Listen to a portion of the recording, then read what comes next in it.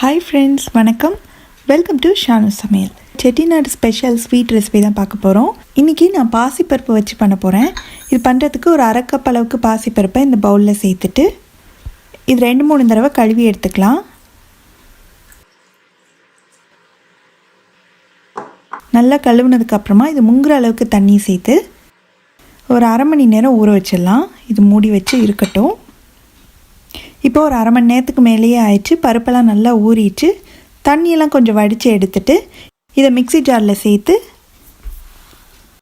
நான் சின்ன mixie jar எடுத்துருக்கிறதுனால இது 2 தடவையாக அரைச்சிக்க போகிறேன். கொஞ்சம் கொரப்பாக அரைச்சிக்கணும். இப்போ நம்ம அரைச்சிருக்க பாசிப்பருப்பை ஆவியில் வேக வச்சு எடுக்கணும். அதனால இந்த ஸ்டீமர் பிளேட்டில் கொஞ்சமாக நெய் ஊற்றி நல்லா ஸ்ப்ரெட் பண்ணிவிட்டு நம்ம அரைச்ச பாசிப்பருப்பை இதில் சேர்த்துட்டு இது நல்லா ஸ்ப்ரெட் பண்ணி விட்டுறணும். இப்போது இதை நம்ம ஸ்டீம் குக் பண்ண போகிறோம். இட்லி பாத்திரத்தில் ஆல்ரெடி தண்ணி வச்சு நல்லா கொதிக்க ஆரம்பிச்சிருச்சு. இந்த ஸ்டீமர் பிளேட்டை உள்ளே வச்சுட்டு இது மூடி வச்சிடலாம். மிதமான தீயில் ஒரு 10 நிமிஷம் இது இருக்கட்டும். இந்த பேனில் 1 டீஸ்பூன் நெய் சேர்த்து இதில் ஒரு 20 போல் முந்திரி சேர்த்து நல்லா பொன்னிறமாக வர அளவுக்கு வறுத்துக்கணும். நல்லா கோல்டன் ப்ரௌனாக வந்துருச்சு இல்லையா? இப்போது இந்த நெய்யோடையே சேர்த்து தனியாக எடுத்து வச்சுக்க போகிறேன். இப்போ நம்ம வேக வச்ச பாசிப்பருப்பு 10 நிமிஷமாக கரெக்டாக வெந்துடுச்சு. இது வெளியில் எடுத்து வச்சு நல்லா ஆறிட்டு இருக்கட்டும். இப்போ நம்ம சர்க்கரை பாகு ரெடி பண்ணிக்கலாம். அதுக்கு இந்த பேனில் ஒரு அரை கப் அளவுக்கு சர்க்கரை சேர்க்கணும். நம்ம எவ்வளோ பாசிப்பருப்பு எடுத்துக்கோமோ அதே அளவு சர்க்கரை தேவைப்படும். இது கூட ஒரு 3 டேபிள் ஸ்பூன் அளவுக்கு தண்ணி சேர்த்துட்டு நல்லா கலந்து விட்டுலாம். சர்க்கரை நல்லா கரைஞ்சி கொதிக்கணும். அந்த அளவுக்கு நம்ம வச்சு கிளறிட்டே இருக்கணும். இங்கே பார்த்திங்கன்னா நம்ம வெளியில் எடுத்து வச்ச பாசிப்பருப்பு ஓரளவுக்கு ஆறிடுச்சு. இதை லேசாக அந்த மாதிரி உதுத்து விட்டுக்கணும். இந்த மாதிரி கொஞ்சம் சின்ன சின்ன துண்டுகளாக உதுத்து வச்சுக்கோங்க. நம்மளோட சர்க்கரை பாகு நல்லா கொதிச்சிட்ருக்கு. இது நம்மளுக்கு ஒரு கம்பி பக்குவம் வரணும். கரெக்டாக வந்திருக்கான்றதை செக் பண்ணி பார்த்துடலாம். கொஞ்சமாக எடுத்து இப்படி 2 விரலுக்கு நடுவில் வச்சு இப்படி மூவ் பண்ணோம்னா நம்மளுக்கு இந்த ஒரு கம்பி மாதிரி இந்த வருது இல்லையா, இந்த மாதிரி வரணும். இதுதான் கரெக்டான பக்குவம். இந்த ஸ்டேஜில் நம்ம உதுத்து வச்சுருக்கிற பாசிப்பருப்பை சேர்த்துடலாம். நல்லா கலந்து விட்டுறணும்.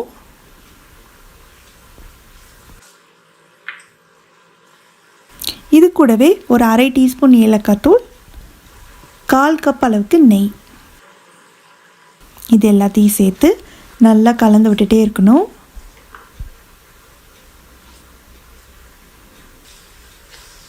கொஞ்சம் பெரிய பெரிய கட்டிகளாக இருந்ததுன்னா அதை மட்டும் கரண்டியை வச்சு மசிச்சு விட்டுருங்க. ஏற்கனவே நம்ம சுகர் சிரப்பில் அது ஊறினதுனால நல்ல சாஃப்டாக தான் இருக்கும். நல்லா கலரை அது நல்லா உதிரியாக வர ஆரம்பிச்சிடும். இப்போது இது ஒரு 3லேருந்து 5 நிமிஷத்துக்குள்ளே நம்ம கிளறி எடுத்துடணும். இப்போ பார்த்திங்கன்னா எல்லாமே நல்லா ஒன்று சேர்ந்து வர ஆரம்பிச்சிருச்சு இல்லையா? இந்த ஸ்டேஜில் நம்ம வறுத்து வச்சுருந்த முந்திரியை நெய்யோடையே சேர்த்துடலாம். சேர்த்து இது நல்லா கலந்து விட்டுட்டு ஸ்டவ் ஆஃப் பண்ணிடலாம். நல்லா ஆறுனதுக்கப்புறம் பார்த்திங்கன்னா இன்னுமே நல்லா உதிரியாக சூப்பராக இருக்கும். நான் இன்றைக்கி சர்க்கரை சேர்த்து பண்ணியிருக்கேன். இதுக்கு பதிலாக நீங்கள் இதே அளவு வெல்லம் சேர்த்து பண்ணலாம்.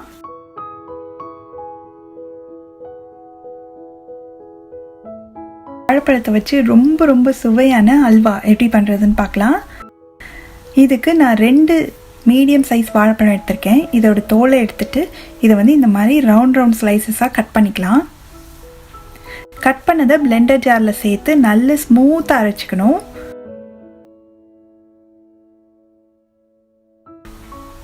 இப்போ இது ரெடியாக இருக்குது. அடுத்து இன்னொரு பவுலில் 1 டேபிள் ஸ்பூன் அளவுக்கு சோள மாவு எடுத்துக்கிறேன்.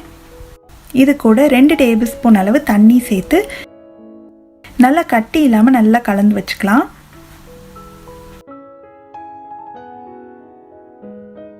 அடுத்து அல்வாவை நம்ம எந்த ட்ரேயில் மாற்றுறோமோ அதை இப்போவே கொஞ்சமாக நெய் தடவி வச்சிட்டோம்னா நம்ம செஞ்சு முடித்ததும் மாற்றுறதுக்கு ஈஸியாக இருக்கும்.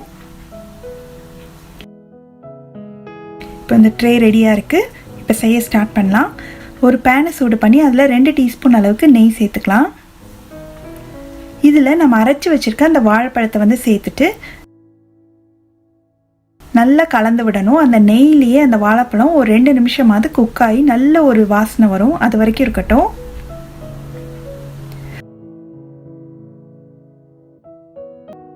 ஒரு சூப்பராக வாசனை வந்துட்டுருக்கு.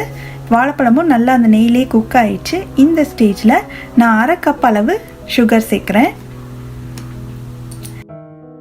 சேர்த்து நல்லா கலந்து விடணும். சர்க்கரையெல்லாம் நல்லா கரைஞ்சிருச்சு. இப்போது இதில் வந்து நான் ஃபுட் கலர் சேர்க்க போகிறேன். இது ஆப்ஷனல் தான். நான் ஒரு 2 ட்ராப் மட்டும் ஆரஞ்சு கலர் ஃபுட் கலர் சேர்க்குறேன். இப்போ இதை நல்லா கலந்து விட்டுலாம். இப்போ வாழைப்பழம் சர்க்கரையெல்லாம் நல்லா ஒன்றா சேர்ந்து வந்துடுச்சு. இப்போது நம்ம கலந்து வச்சுருக்கிற அந்த சோள மாவு இருக்கு இல்லையா, அதை வந்து மறுபடியும் ஒரு தடவை கலந்துட்டு நம்ம இந்த அல்வாவோடு சேர்த்து உடனே நல்லா கிளறிடணும், இல்லாட்டி கட்டிப்பட்டுரும்.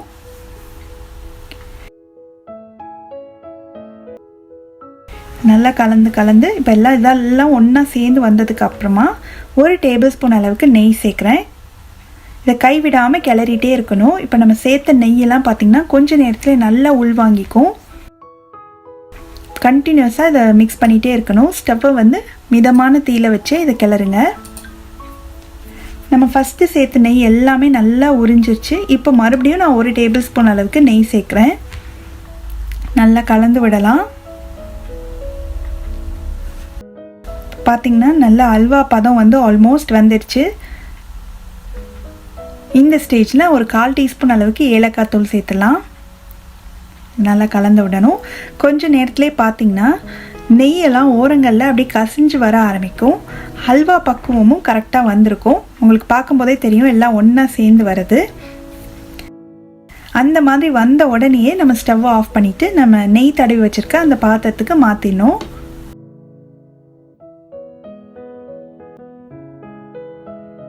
மாற்றி இதை சமப்படுத்திட்டு இது சூடாக இருக்கும்போதே கொஞ்சமாக பொடியாக நறுக்குன முந்திரி பருப்பை வந்து மேலே அப்படியே தூவி விட்டுலாம். இது ஆப்ஷனல் தான். இது இல்லாமையும் நீங்கள் பண்ணலாம். தூவி விட்டுட்டு அது லேசாக அழுத்தி விட்டிங்கன்னா அது அல்வாவோட நல்லா ஒட்டிக்கும். அவ்வளோதான். இது அப்படியே கொஞ்சம் நேரம் நல்லா ஆறணும். ஆறுனதுக்கு அப்புறமா நம்ம வந்து பீஸ் போட்டுக்கலாம். இப்போ பாருங்கள் நல்லா ஆறிடுச்சு. தொட்டால் ஒட்டவே இல்லை. இந்த அளவுக்கு ஆறினதுக்கு அப்புறமா நம்ம வந்து கத்தியை வச்சு இது எந்த சைஸில் வேணுமோ அந்த சைஸ்க்கு நம்ம கட் பண்ணிடலாம்.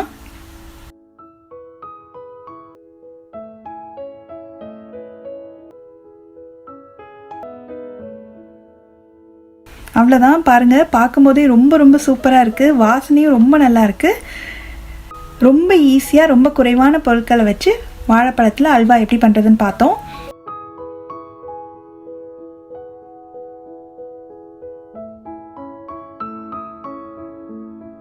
ரொம்பவே ஜூஸியான பீட்ரூட் பர்ஃபி எப்படி பண்ணுறதுன்னு பார்க்க போகிறோம்.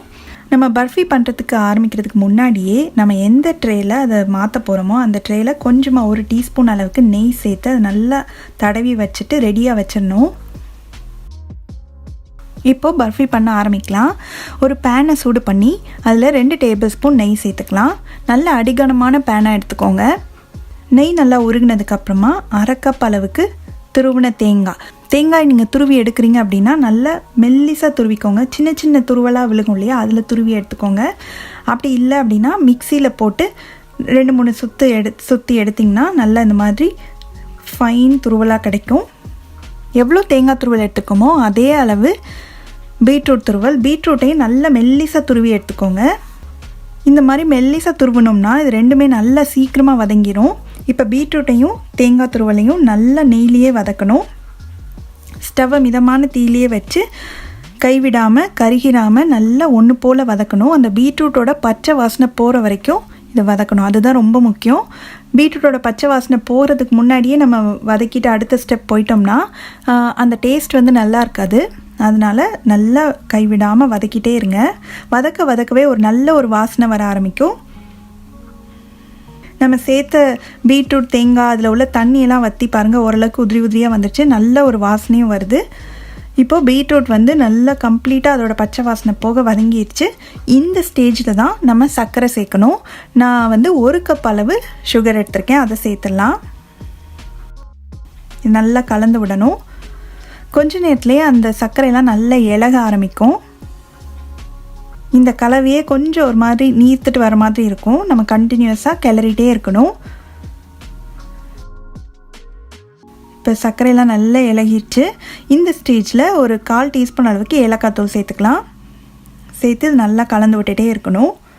கொஞ்சம் நேரத்துலேயே பார்த்திங்கன்னா அப்படியே சுற்றி வந்து ஒரு மாதிரி நுரைச்சி வர மாதிரி இருக்கும். லைட்டாக வந்து வெள்ளை கலராக வர மாதிரி இருக்கும். இது பிங்க் கலரில் இருக்கிறதுனால உங்களுக்கு அந்தளவுக்கு தெரியல, பட் பிங்க்லேயே லைட் பிங்க்காக தெரியும் சுற்றி. அப்போ ரொம்ப கவனமாக இருக்கணும். கொஞ்சம் நேரத்துலேயே இது ரெடி ஆயிரும்னு அர்த்தம். அப்படியே கிளறிட்டே இருக்க உங்களுக்கு பார்த்திங்கன்னா எல்லாமே ஒன்றா சேர்ந்து அப்படியே பேனில் ஒட்டாமல் வருது பாருங்கள். எல்லாமே ஒன்றா சேர்ந்து வரும். இந்த ஸ்டேஜில் உடனே வந்து நம்ம ரெடி பண்ணி வச்சுருக்க அந்த நெய் தடவி வச்சுருக்க ட்ரேயில் வந்து மாற்றிட்டு உடனே அதை ப்ரெஸ் பண்ணி நல்லா லெவல் பண்ணி விட்டுருங்க. இது மட்டும் ரொம்ப குயிக்காக பண்ணணும், ஏன்னா அது சீக்கிரமாகவே செட் ஆக ஆரம்பிச்சிடும். இப்போ மாற்றினதுமே பாருங்கள் எவ்வளோ ட்ரை ஆயிடுச்சுன்னு. அதனால் ரொம்ப குயிக்காக இந்த ஸ்டெப் பண்ணிங்கன்னா தான் இது கரெக்டாக வரும். இப்போது இது ஒரு 2-3 நிமிஷம் மட்டும் அப்படியே விட்டுறலாம். இது கொஞ்சம் சூடாக இருக்கும்போதே நம்ம கட் பண்ணி விட்டுறணும். இல்லாட்டி வந்து ஆறுனதுக்கப்புறம் கட் பண்ணுறதுக்கு ரொம்ப கஷ்டமாக இருக்கும். இப்போ ஓரளவுக்கு ஒரு 3 நிமிஷம் ஆயிடுச்சு. இப்போ நம்மளுக்கு எந்த ஷேப்பில் வேணுமோ அந்த ஷேப்பில் நம்ம கட் பண்ணிடலாம். நான் ஸ்கொயராக கட் பண்ணுறேன். இந்த மாதிரி கட் பண்ணிவிட்டு அப்படியே விட்டுடலாம். இது நல்லா ஆறுனதுக்கப்புறமா நம்ம இதை வந்து இன்னொரு தடவை அந்த நம்ம கட் பண்ண கோடு மேலேயே கத்தியை வச்சு இப்படி ப்ரெஸ் பண்ணோம்னா அந்த பீசஸ்லாம் தனித்தனியாக வந்துடும்.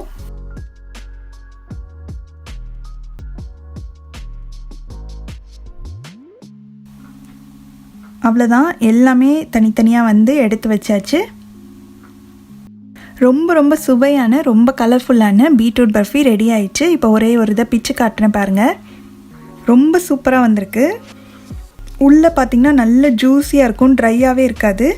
இந்த அளவுக்கு கரெக்டான அளவு பீட்ரூட், தேங்காய், சுகரெல்லாம் சேர்த்து கரெக்டான டயத்தில் நம்ம கிளறி இறக்கணும்னா இந்த மாதிரி பர்ஃபெக்டாக கிடைக்கும்.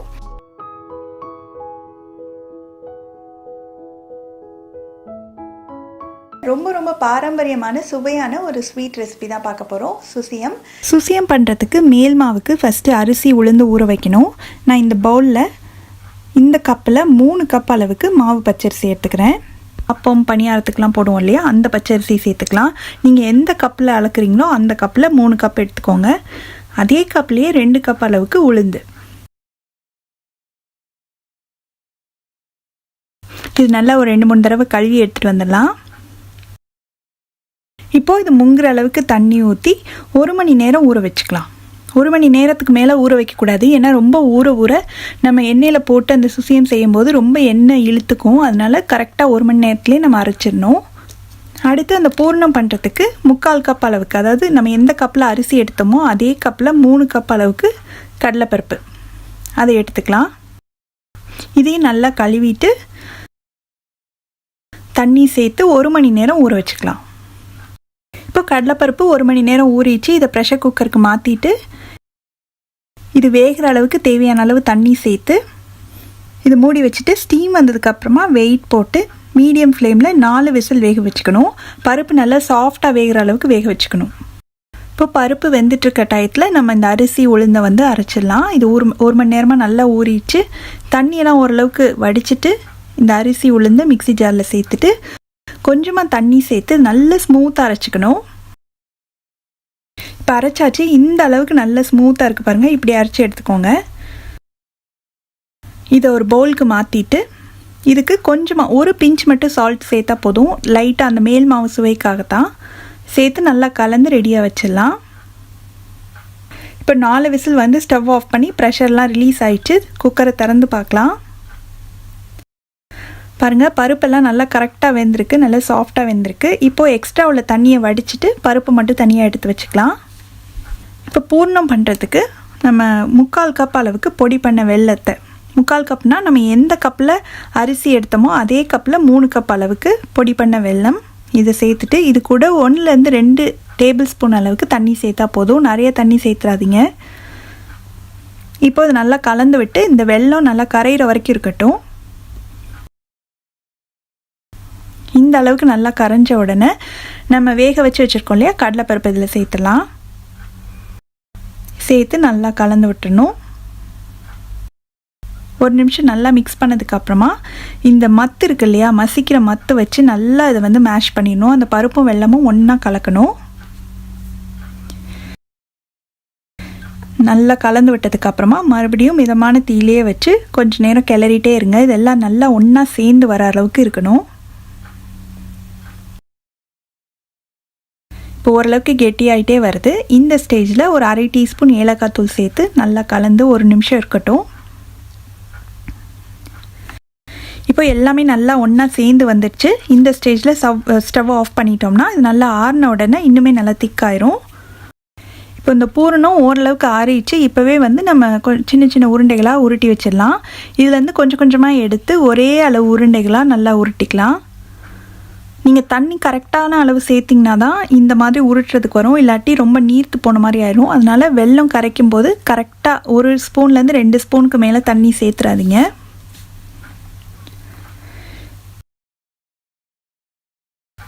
இப்போ இந்த மாதிரி எல்லாத்தையும் ஒரே அளவு உருண்டைகளாக உருட்டி வச்சாச்சு. இப்போ ஸ்டஃபிங் வந்து ரெடி ஆயிடுச்சு. அடுத்து நம்ம ரெடி பண்ணி வச்சுருக்க அந்த மாவு இருக்கு இல்லையா, அதை வந்து நம்ம ரெண்டையும் பக்கத்து பக்கத்தில் வச்சுட்டு இந்த பூரணத்துலேருந்து ஒரு உருண்டை எடுத்து இந்த மாவில் முக்கிட்டு எக்ஸ்ட்ரா உள்ள மாவை லைட்டாக அந்த பாத்திரத்துலேயே வலிச்சு விட்டுட்டு நம்ம எண்ணெயில் போட்டணும். ஆல்ரெடி வந்து நீங்கள் எண்ணெயை தேவையான அளவு ஊற்றி சூடு பண்ணி வச்சுக்கிட்டு இதை போட ஆரம்பிச்சிங்கன்னா கரெக்டாக இருக்கும். இதே மாதிரி ஒவ்வொரு உருண்டைகளாக நம்ம இந்த மாவில் முக்கி இதில் போட்டுடலாம். ஸ்டவ்வை மிதமான தீயில் வச்சுக்கோங்க. ஒரு சைடு நல்லா ஓரளவுக்கு ஃப்ரை ஆனதுக்கப்புறமா மெதுவாக திருப்பி போட்டு எல்லா பக்கமும் நல்லா ஒன்று போல் ஃப்ரை ஆகி லேஸ் கோல்டன் கலராக மாறணும். அந்த எண்ணெயோட சலசலப்பு சத்தமும் ஓரளவுக்கு அடங்கணும். அப்போ தான் வந்து நல்லா கிறிஸ்பியாக சூப்பராக கிடைக்கும் நம்மளுக்கு. இப்போது இதில் எக்ஸ்ட்ரா உள்ள எண்ணெயெல்லாம் வடிச்சிட்டு நம்ம இதை எடுத்துடலாம். இதே மாதிரி நம்ம எல்லா பூரண உருண்டைகளையும் இந்த மாதிரி மாவில் முக்கி போட்டு பொரித்து எடுக்கணும். இது ஒன்று பிரித்து காட்டுறேன் பாருங்கள். வெளியில் நல்ல கிறிஸ்பியாக, உள்ளே வந்து அந்த பூரணம் நல்ல சாஃப்டாக சூப்பராக வந்திருக்கு. அவ்வளோதான், ரொம்ப ரொம்ப சுவையான சத்தான சுசியம் ரெடி ஆயிடுச்சு.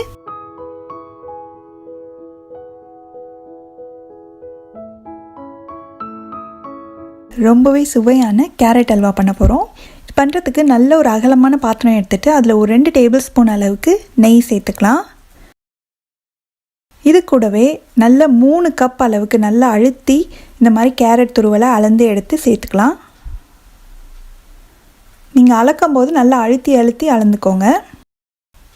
இப்போது இந்த நெய்லேயே வந்து இந்த கேரட்டை வந்து நல்லா வதக்கிக்கணும். கேரட்டோட கலர் இப்போ பார்த்திங்கன்னா நல்ல ஒரு பிரைட் ஆரஞ்சாக இருக்கு இல்லையா, இது வந்து கொஞ்சம் கலர் வந்து மங்குற மாதிரி இருக்கும். அந்த அளவுக்கு வந்து நம்ம மிதமான சூட்லேயே நல்லா வதக்கிக்கணும். ஒரு 5 நிமிஷம் ஆகும்.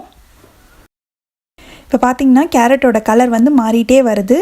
இது ஃபுல்லாகவே இந்த மாதிரி கலராக ஒரு லைட் கலராக மாறணும். அது வரைக்கும் இது நல்லா ஒன்று போல் வதக்கி விட்டுட்டே இருங்க.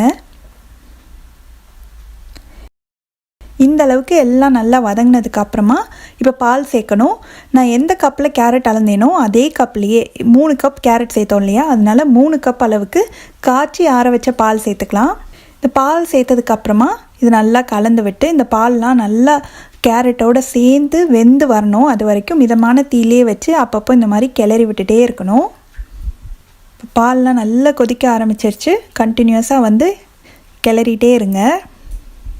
இப்போ பால்லாம் கொஞ்சம் கொஞ்சமாக வற்றி கேரட்டோடு சேர்ந்து கொஞ்சம் திக்காயிட்டே வருது. இன்னுமே நல்ல பாலெல்லாம் கம்ப்ளீட்டாக வற்றுற வரைக்கும் நம்ம கிளறிட்டே இருக்கணும். இதுக்கு வந்து ஒரு 10லேருந்து 15 நிமிஷம் ஆகும். இப்போ பார்த்திங்கன்னா நம்ம சேர்த்த பாலெல்லாம் ஆல்மோஸ்ட் வற்றிடுச்சு. நல்ல கேரட்டும் சூப்பராக வெந்துடுச்சு. இந்த ஸ்டேஜில் தான் வந்து நம்ம வெல்லம் சேர்க்கணும். நான் 1 கப் அளவுக்கு பொடி பண்ண வெல்லம் எடுத்திருக்கேன், அது சேர்த்துக்கலாம்.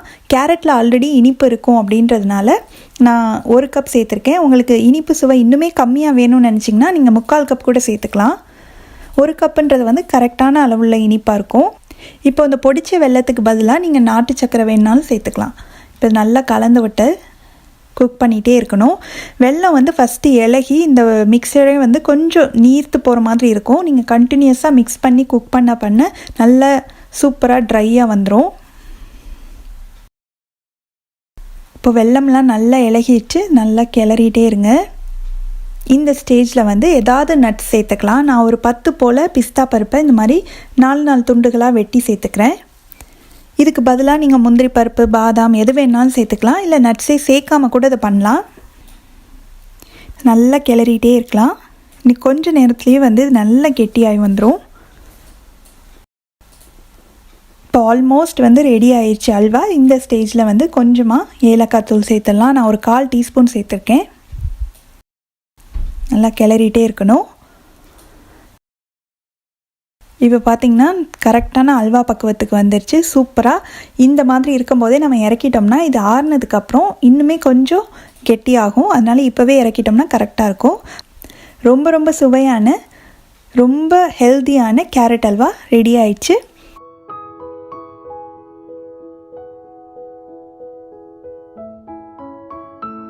சூப்பரான மில்க் ஸ்வீட் தான் பார்க்க போகிறோம். இது பேர் வந்து கலாக்கந்த். இப்போ இந்த ஸ்வீட் பண்ணுறதுக்கு ஃபஸ்ட்டு வந்து நம்ம பாலை காய்ச்சணும். இந்த பாத்திரத்தில் 1.5 லிட்டர் அளவுக்கு கொழுப்பு நீக்கப்படாத பால் அதை வந்து சேர்த்துக்கிறேன். நல்லா பால் வந்து பொங்கி வர வரைக்கும் இருக்கட்டும். இப்போ பார்த்திங்கன்னா பால் நல்லா பொங்கி வருது. இந்த ஸ்டேஜில் வந்து 2 டேபிள் ஸ்பூன் அளவுக்கு வினிகர், அப்படி இல்லாட்டி ஒரு பெரிய எலுமிச்சம்பழத்தோட சாறு சேர்த்துக்கோங்க. சேர்த்ததுக்கப்புறமா இது நல்லா கலந்து விட்டோம்னா பார்த்திங்கனாலே தெரியும் பாலெல்லாம் திரிஞ்சிருச்சு. இந்த அளவுக்கு வந்ததுக்கப்புறம் நம்ம ஸ்டவ் ஆஃப் பண்ணிக்கலாம். வினிகர் லெமன் ஜூஸோட அளவு வந்து சம்டைம்ஸ் கொஞ்சம் முன்ன பின்ன தேவைப்படும். அதுக்கு தகுந்த மாதிரி நீங்கள் கொஞ்சம் கொஞ்சமாக சேர்த்து கிளறி விடுங்க. பால் வந்து ஃபுல்லாக திரியிற வரைக்கும் கொஞ்சம் கொஞ்சமாக சேர்த்துட்டே இருங்க. அப்போ கரெக்டான அளவு எவ்வளோன்றது நம்மளுக்கு தெரியும். இப்போ ஸ்டவ்வை ஆஃப் பண்ணிவிட்டு கொஞ்சம் நேரம் அப்படியே விட்டுடலாம், ஒரு 2-3 நிமிஷம். இப்போது இந்த பன்னீரெல்லாம் நம்ம வடிகட்டி எடுக்கணும். அதனால் ஒரு பெரிய வடிகட்டியில் இதை வந்து மாற்றிட்டு இது எல்லாத்தையும் நல்லா வடிகட்டி எடுத்துக்கலாம். இப்போ இருக்கிற பன்னீரில் நான் 1.5 கப் அளவு அளந்து எடுத்துக்க போகிறேன். இதை வந்து நல்ல ஒரு அடிகனமான பாத்திரத்தில் சேர்த்துடலாம். இது கூடவே 1 கப் அளவு ஃப்ரெஷ் க்ரீமு, அப்புறம் 1 கப் பால் பவுடர், அப்புறம் ஒரு 1/2 கப் அளவு சர்க்கரை. இது எல்லாத்தையும் சேர்த்துட்டு ஸ்டவ் ஆன் பண்ணி மிதமான தீயில வச்சு நல்லா இதை கலந்து விடணும்.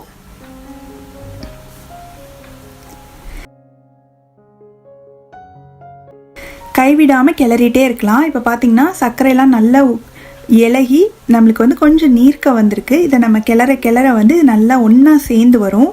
அது வரைக்கும் நம்ம வந்து மிதமான தீயிலே வச்சு கிளறிட்டே இருக்கணும். இப்போ பார்த்திங்கன்னா முன்னாடி இருந்ததை விடவே கொஞ்சம் கெட்டியாக இருக்குது. இதே மாதிரி நம்ம கண்டினியூஸாக கலந்து விட்டுட்டே இருக்கலாம். இப்போ இன்னும் நல்லாவே எல்லாம் ஒன்றா சேர்ந்து வந்துடுச்சு. இந்த ஸ்டேஜில் வந்து வாசனைக்காக ஒரு 1/4 டீஸ்பூன் அளவுக்கு ஏலக்காய் தூள் சேர்த்துக்கலாம். இப்போ அது நல்லா கலந்து விடலாம்.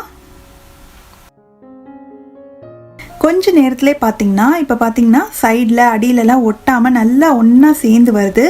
இதுதான் கரெக்டான பக்குவம். இந்த ஸ்டேஜில் வந்து நம்ம உடனே வந்து ஒரு ட்ரேல வந்து மாற்றிக்கலாம். இதை மாற்றினதுக்கு அப்புறமா இதை ஒரு கரண்டி வச்சு நல்லா சமப்படுத்தி விட்டுணும்.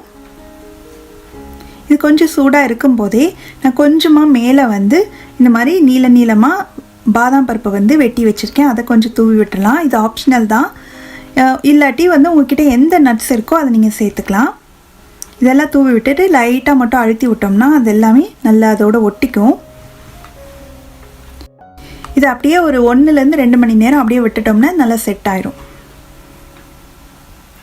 இப்போ 2 மணி நேரம் ஆயிடுச்சு. பார்த்திங்கன்னா நல்லா செட் ஆயிடுச்சு. இப்போ வந்து நம்மளுக்கு எந்த ஷேப்பில் வேணுமோ அந்த ஷேப்புக்கு நம்ம கட் பண்ணி எடுத்துடலாம்.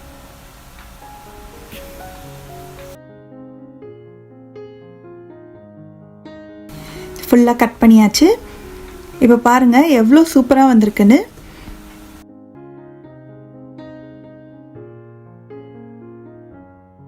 குறைவான பொருட்களை வச்சு வீட்லேயே ரொம்ப ரொம்ப சுவையான கலாக்கந்த் செய்ய முடியும்.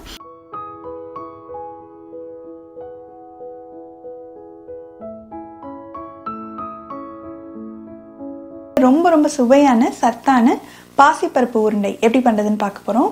இந்த பேனில் 1 கப் பாசிப்பருப்பு சேர்த்துக்கலாம்.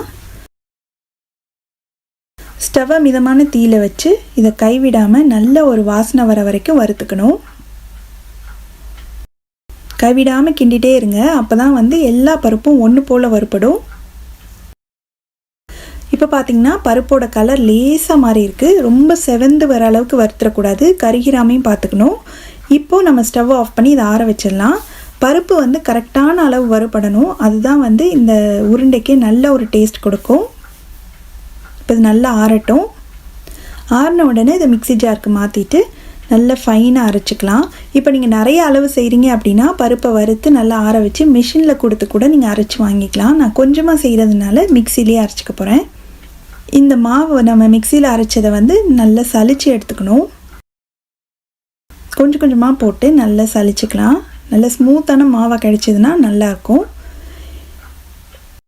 இப்போ சலிச்சது போக மீதி இருக்குது இல்லையா, இதெல்லாம் மறுபடியும் மிக்ஸி ஜாரில் சேர்த்து நல்லா ஸ்மூத்தாக அரைச்சி சலித்து எடுத்துக்கலாம்.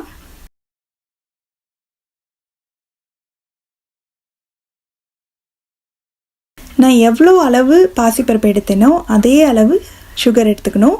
இந்த சுகரையும் நம்ம வந்து மிக்ஸி ஜாரில் சேர்த்து நல்லா பொடி பண்ணி எடுத்துக்கிட்டோம்னா தான் லட்டு பிடிக்கிறதுக்கு ஈஸியாக இருக்கும். இப்போ சுகரும் நல்லா பொடிச்சு எடுத்தாச்சு. இதையும் வந்து நம்ம அரைச்சி வச்சுருக்க அந்த பருப்பு மாவோடு சேர்த்து நல்லா கலந்து விட்டுலாம். இது கூடவே ஒரு 1/4 டீஸ்பூன் ஏலக்காய் தூளும் சேர்த்து எல்லாம் ஒன்றா மிக்ஸ் ஆகிற மாதிரி கலந்துக்கணும். அடுத்து இந்த பேனில் 2 டீஸ்பூன் நெய் சேர்த்துட்டு ஒரு 10லேருந்து 15 முந்திரி பருப்பு இந்த மாதிரி குட்டி குட்டி துண்டுகளாக வெட்டி வச்சுருக்கேன். அதையும் இதில் சேர்த்து லேசாக பொன்னிறமாக மாறுற அளவுக்கு இதை வறுத்து எடுத்துக்கலாம். முந்திரி பருப்பு நல்லா வறுபட்டுருச்சு. இதை வந்து நம்ம ஏற்கனவே கலந்து வச்சுருக்கோம் இல்லையா, சர்க்கரையும் பாசிப்பருப்பு மாவும் அதில் சேர்த்து நல்லா கலந்து விட்டுலாம். அடுத்து அதே பேன்லேயே ஒரு 1/2 கப் அளவுக்கு நெய்யை சேர்த்து லேசாக வெதுன்னு சூடு ஏறணும். ரொம்ப கொதிக்கணும்னு அவசியம் இல்லை, லேசாக சூடு ஏறினா போதும். இந்த மாதிரி லேசாக வார்ம் பண்ணிவிட்டு நம்ம எடுத்து வச்சுருக்க அந்த கலவையில் சேர்த்துட்டு நல்லா கலந்துட்டோம்னா இது வந்து சூடாலாம் இருக்காது. ஏன்னா நெய்யை வந்து நம்ம ரொம்ப ஹீட் பண்ணல இல்லையா, அதனால் நம்ம உடனேவே இது நல்லா கலந்து உருண்டைகளாக பிடிச்சிடலாம். கொஞ்சம் கொஞ்சமாக எடுத்து இப்படி அழுத்தினோம்னாலே நல்ல உருண்டை பால் ஷேப்புக்கு வந்து நம்மளுக்கு கிடச்சிரும். நெய் லேஸ் வெதுப்பாக இருக்கிறதுனால சர்க்கரை வந்து இலகி நம்ம உருண்டை பிடிக்கிறதுக்கு ரொம்ப ஈஸியாக வந்துடும். இதே மாதிரி எல்லா உருண்டைகளையும் பிடிச்சி வச்சிடலாம்.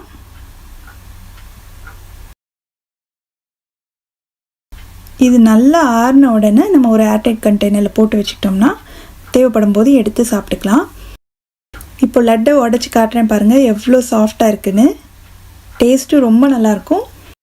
அவ்வளோதான், ரொம்ப ரொம்ப சத்தான ரொம்பவே சுவையான பாசிப்பருப்பு லட்டு ரெடி ஆயிடுச்சு. நீங்களும் இந்த ரெசிபியை கண்டிப்பாக வீட்டில் ட்ரை பண்ணி பார்த்துட்டு எப்படி வந்ததுன்ற கமெண்ட்ஸை மறக்காமல் ஷேர் பண்ணுங்கள். தேங்க்ஸ் ஃபார் வாட்சிங்.